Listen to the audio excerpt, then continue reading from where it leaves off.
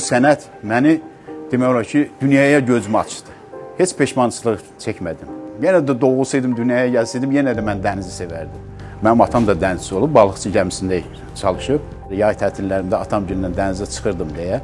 Ona görə məndə dəniz sevgisi yarandı ki, dənizçi olacam, hətta gəmi kapitanı olacam deyə.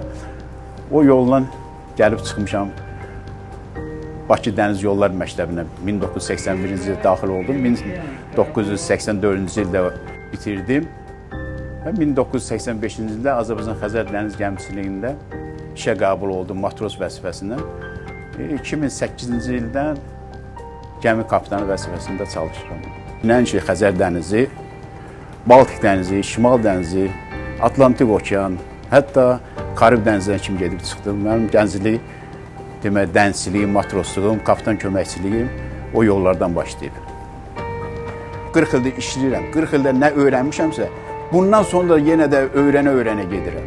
O demək deyir ki, mən bura kimi gəlmişəm, bura kimi oxumuşam, bura kimi öyrənmişəm, indi kapitanam. Arzulardan biri odur ki, yenə də qarşında nə yeniliklər olarsa, ona yenə də nəsə bir parça götürüm. ASKO'nun ümumilikdə rəhbərliyinə, Dəniz Nəqliyyat Donanmasının rəhbərliyinə çox minnətdaram, təşəkkür edirəm ki, bizim işimizi belə qiymətləndirir.